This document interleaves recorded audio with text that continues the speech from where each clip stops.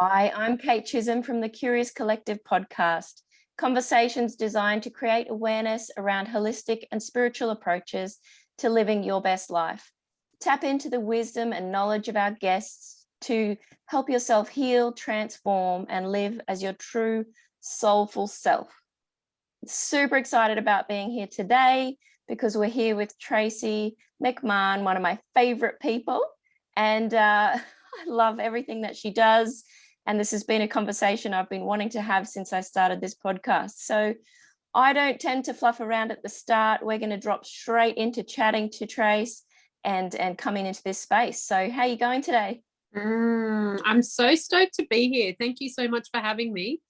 I just, like we were just speaking before we came on about like all the, sometimes we've got all the different hats that we need to wear in life. And then when you come from one space to another, how to actually call yourself into the present moment and how to bring you back into presence. So I really felt like we could actually start with that before we get speaking. Oh, what a great idea.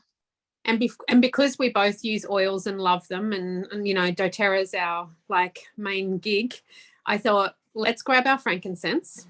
And you have got your spearmint. And I am choosing lavender because frankincense and lavender are the divine blend of the masculine and feminine. Oh, nice. And so it allows me to not tip from one scale to the next, but actually come into my grounded presence, calling both forward. And also lavender is the oil of communication. So she really like opens up our channel, allows us to speak from our heart and communicate what we're trying to say from a heart-centered space rather than our little ego mind. And frankincense is the oil of truth. So he helps us to speak from our heart, our truth.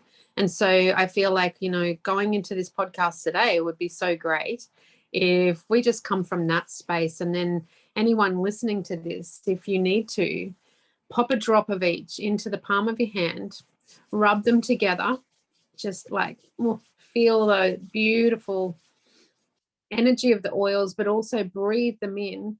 And then if we can just like close down our eyes for a moment, put one hand on your heart, the other hand wherever you like. So your womb, your solar plexus, both on your heart. And let's just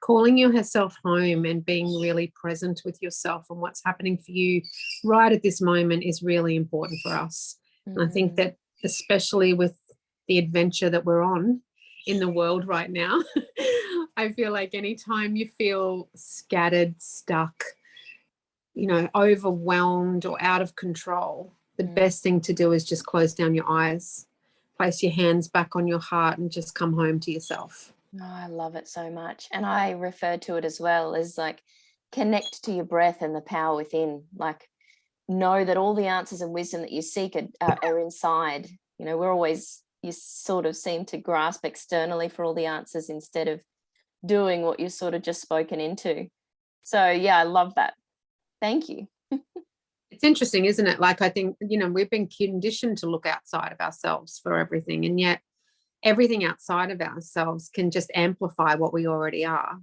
So if, we're seeking things, but we're gravitating towards toxicity, then that creates more of that within us. Whereas if we align ourselves with that beautiful positive energy that's going to help and support us to move forward, then, we're going to attract more of that.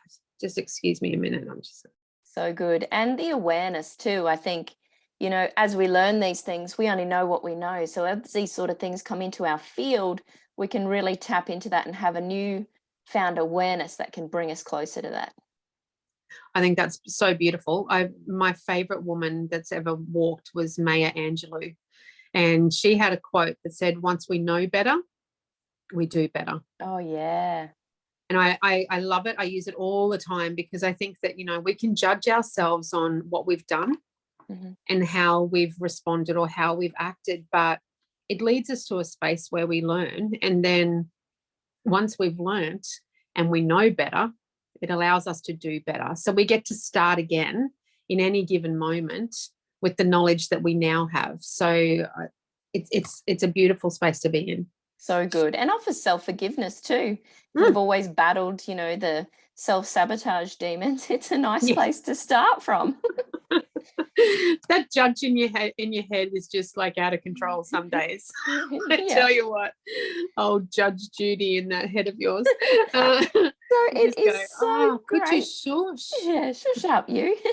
It is so great to have you here with us today. I would love you to introduce yourself and your business and what it is that you do. Okay, well, for those of you that I haven't met, which will be all of your people, I would imagine, my name is Tracey McMahon, and our business with my husband Cameron is called Ejiri Earth. And it, in African mythology, because we're both obsessed with Africa, it means the essence of life. And so we created that. Cam found that name years and years ago, and I remember saying to him, babe, no one's going to be able to pronounce it. Like, we can't go with that. It's actually been so beautiful. So, and it just pretty much sums up what we do. So Cam's obsessed about the environment and helping to regenerate Mother Nature and take care of her and love her. And I'm more about the people and taking care of the people so that they do better, because when people know better, they can do better.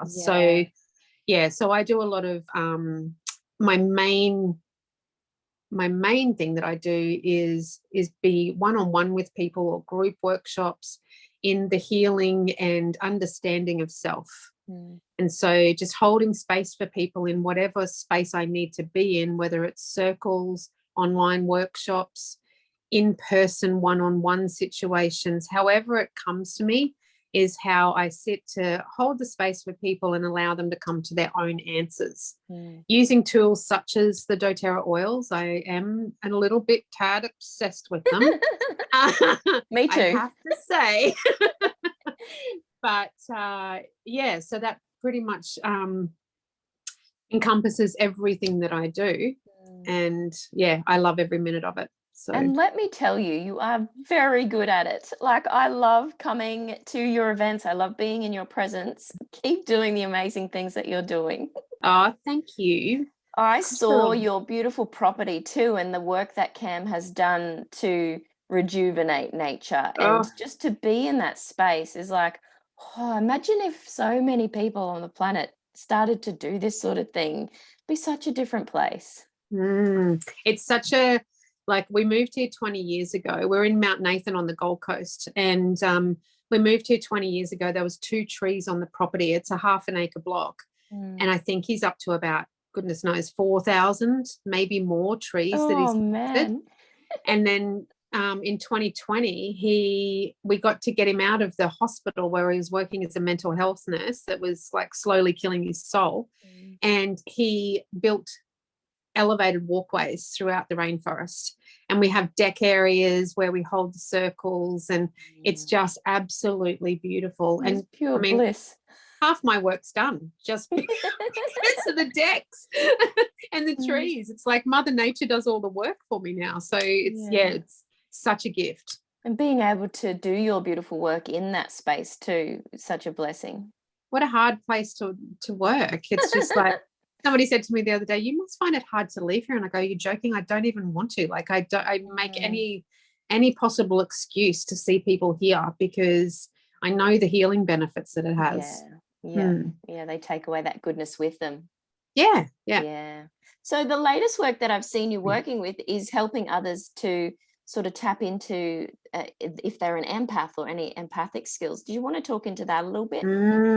Yeah, this has been coming up for me over the last probably 4 months, identifying as an empath in this world, and just how overwhelming it can be for empaths because to speak to what an empath is for a moment, for those of you that maybe don't understand it.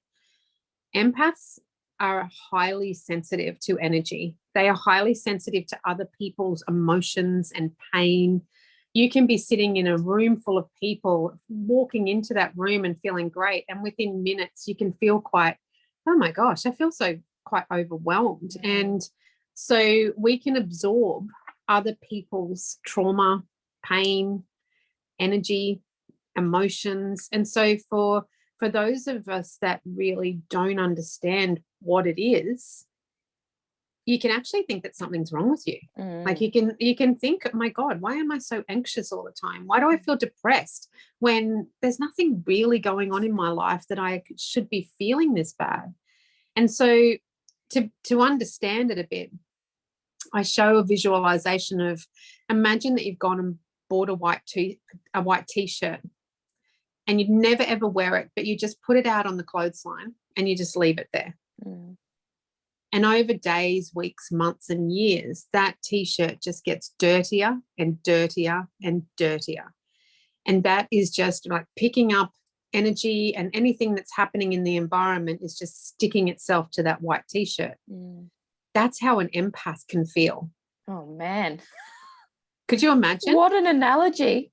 Like, could you imagine? So unless we know how to take that t-shirt off the clothesline, take it inside, clean it, wash it, look after it, it's never going to be as white of what it was the day you bought it. Like the day that we were born, we're perfectly a white t-shirt. Yeah. It's never going to be back at that level of whiteness, but we can actually wear it and it look like a white t-shirt again.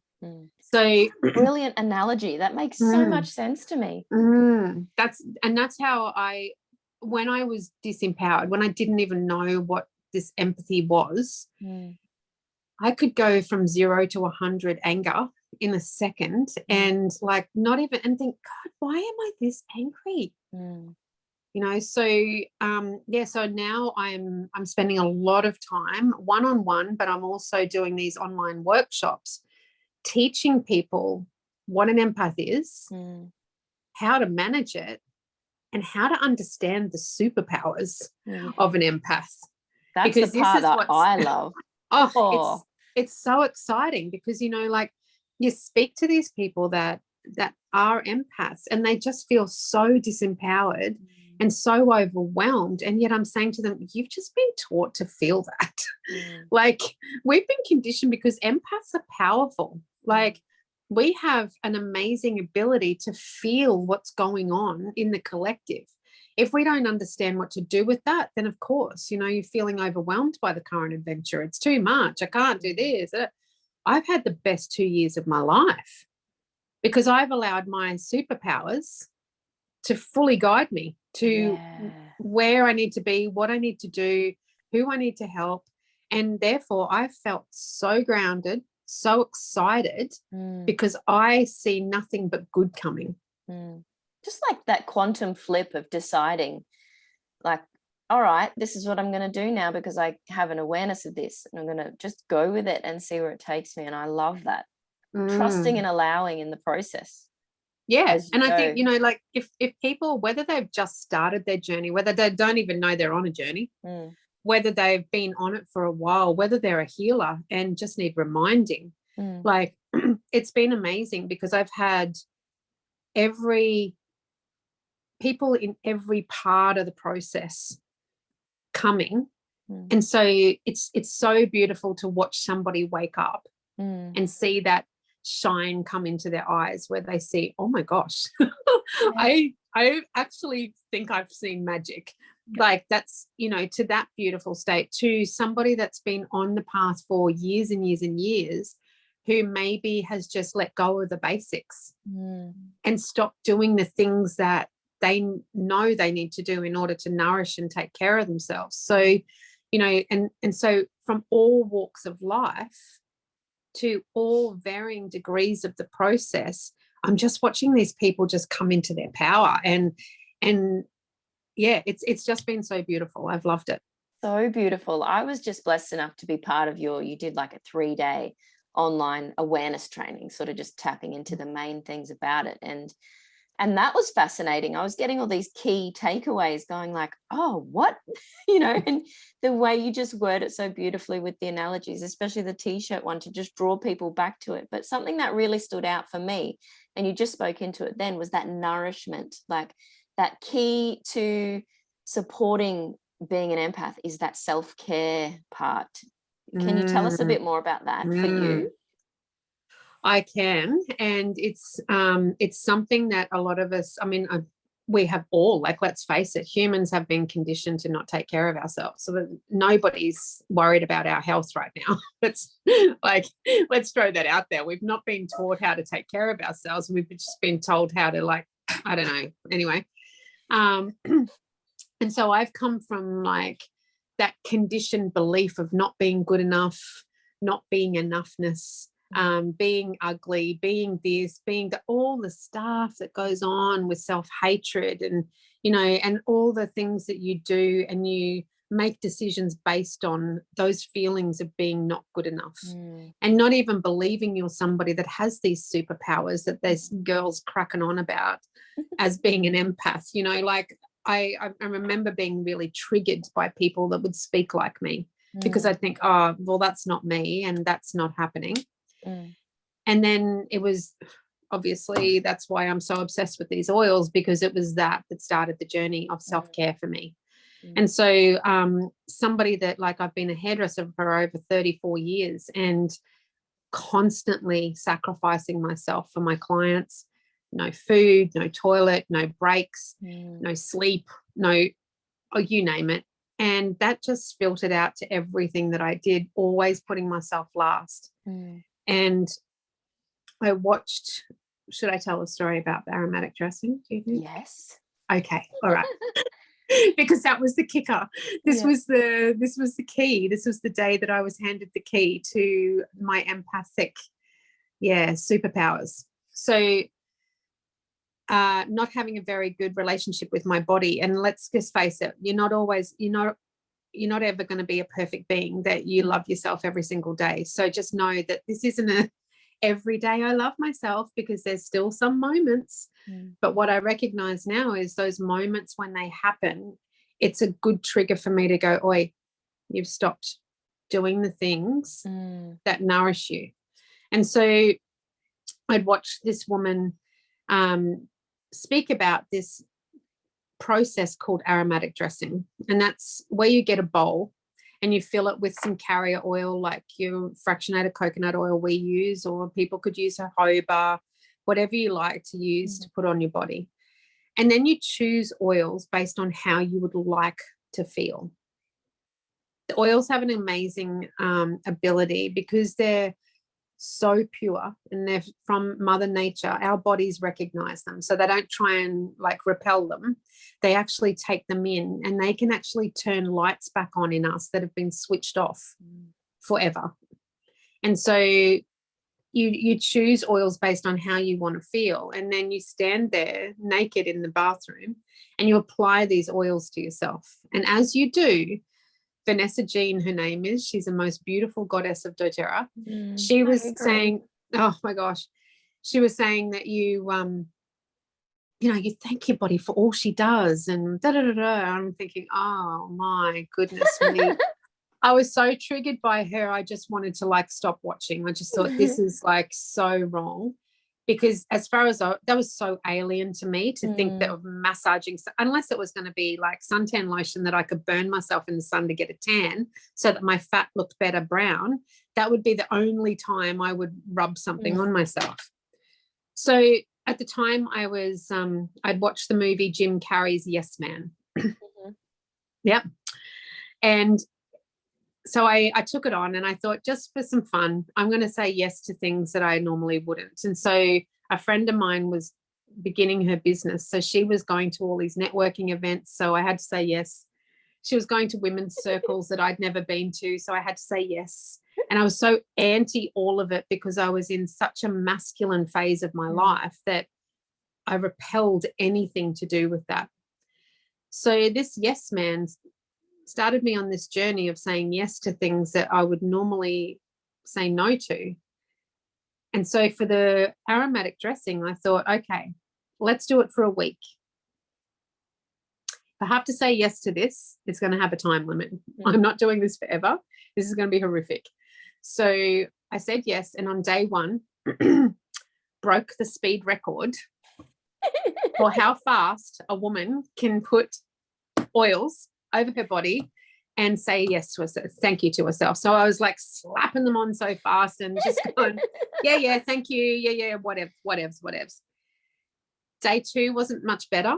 Day two, I probably slowed down a little bit, but really probably a second was different. On day three, I just want to recognize Dallas. I always like to just honor Dallas for the lessons that she taught me. She was a client of mine that I just absolutely adored.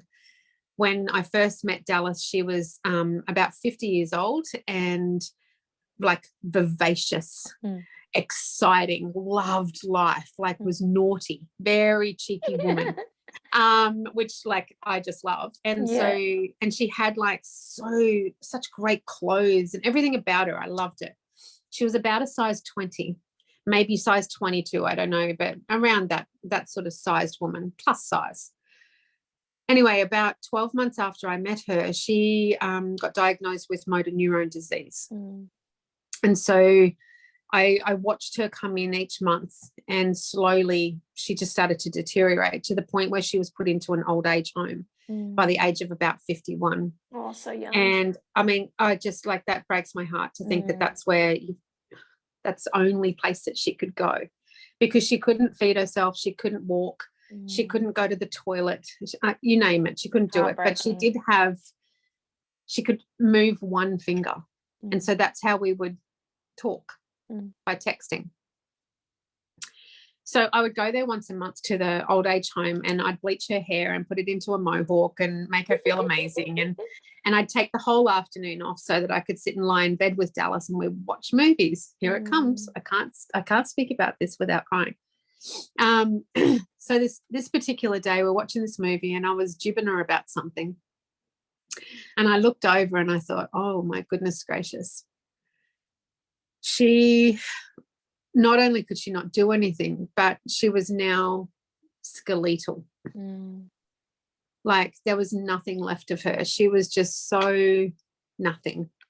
There was not 1 ounce of fat on that body and nothing to sustain her. And I started beating myself up in my head going, you selfish cow. How can you be like, you can't even like rub oils on yourself because you're so fat? And yet this woman would give anything to be able to be the size you are, as the size she was, so that she could be with her kids and her partner. And so it was all about me to start with, as it is, as an empath. It's all about me. And so like I was like bashing myself up inside my head. I got outside to the car, and I just remember sitting there for probably about 40 minutes, an hour, and just bawling my eyes out for that woman, thinking that is not where she wanted to end up. That is not how her life should have looked. And how dare I not like respect her by, doing this. So I went home that night and I was in the bathroom, and I used to like make sure the door was locked so Cam couldn't come in halfway through, because it would have been just so disturbing. And so I'm putting the oils on myself, and I just went, wow. And so I just started thanking my legs for the ability to stand and the ability to walk.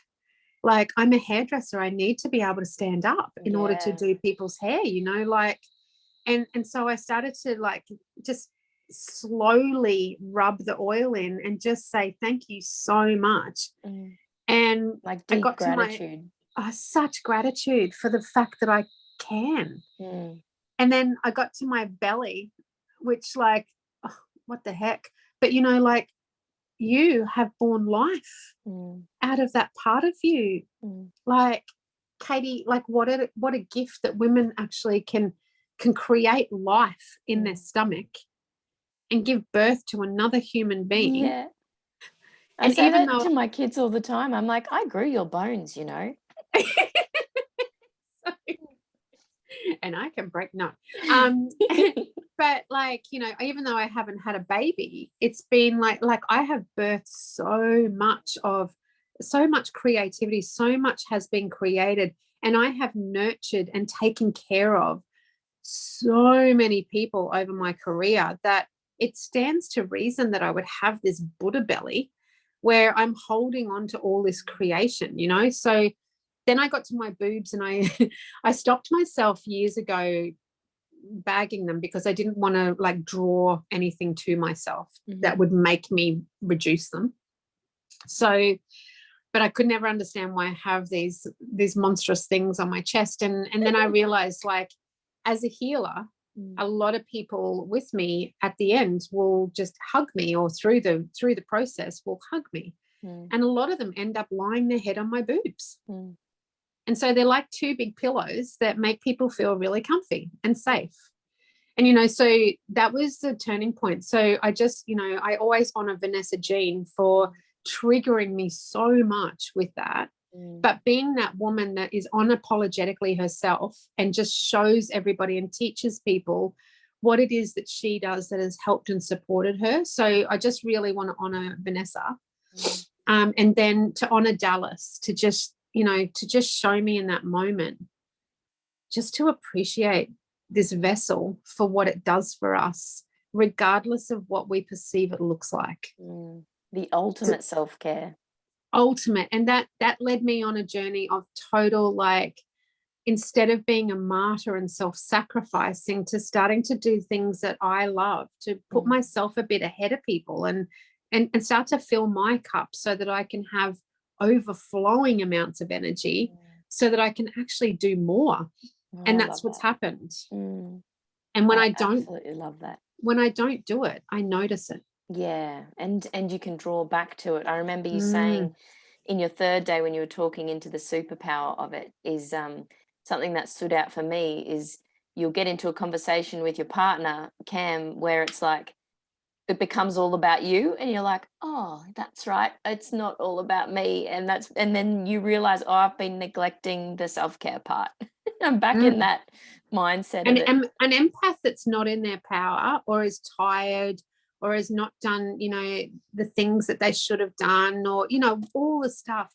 And it's like all of us, we're all like that, but we start to like personalize everything. And instead of being there for that person in their pain or whatever they're doing, it's all about us. Like, oh, why are you like that? It must be me. I must have done something to annoy you.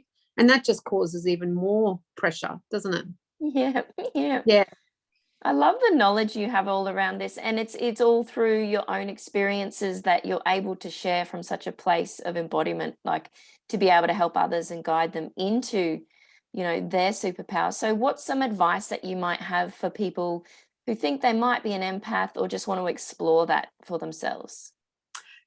My advice would be to start to have a little read about it. Like, actually even just go on Google and just Google what's an empath, and just start to see how many of the boxes you tick. Because believe me, if you think you're an empath, you're an empath. And you'll tick those boxes. And then what you do is it's about like gaining knowledge. It's about understanding it, and then being shown how to actually work with it, how to take care of your energy, how to understand when I'm overwhelmed, how to tap into those superpowers. And so that's why I've been like guided to create this course that we're just about, like, we're 3/4 of the way through the first one that we've done, and it has been like, wow, what has happened for the women in that. I'm just looking going, wow. And so the next one starts next Wednesday, and I've already got, like, I was just having a look here, and we've already got like 6 women actually jumping into that. Fantastic. And, you know, they're all at varying degrees of their journey. Some are healers, some don't even recognize that they're an empath yet, but they've got a curiosity about it. And so that's what I love about this work. I love people with curiosity. Oh, I love it. And we get to all be together. And so how great when you find a tribe, when you find people that are talking the same language, and you don't feel uncomfortable speaking about this stuff with. Like, I think that, you know, so many empaths that I meet are surrounded by people that just don't get them. Yeah. And so therefore they shut down, or they don't speak, or they don't talk about how they feel, or, you know, and so to be amongst a group of your own kind is just so nourishing in itself. Yeah. That beautiful sort of soul-led connection. And I refer to it all the time as a conscious community, because it's a place that's safe with no judgment and you feel seen and heard. And that, to me, they're like my top values, because I'm like, yep, I'm in. Yeah. Yeah. Yeah. So thank you so much for creating such an amazing space that people can drop into and learn about these new sorts of things, the curious ones. Yeah, it's great. I love it. So thank you so much. Is there anything else that you wanted to share with the listeners before we part ways? I just no, my message mainly is to know that everything you have, everything you need in life is already within you. Sometimes you've just got to close down your eyes, put your hand on your heart, and just, you know, plug yourself back into yourself. And then you'll find your answers. I love that. Thank you so much for taking the time to be here with us, and my pleasure. Enjoy the next round of your beautiful empath course. What's it called, your new course? It's called Awakened Empath. It starts on next Wednesday, the 2nd of March. Excellent. And I've released it at half price this time, because we wanted to honor the energy of the 22-22.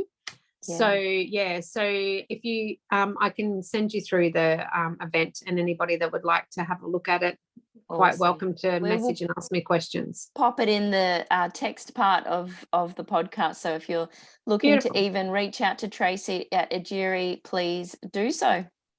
Beautiful. Thanks for having me. See you soon. See you, darling. Bye.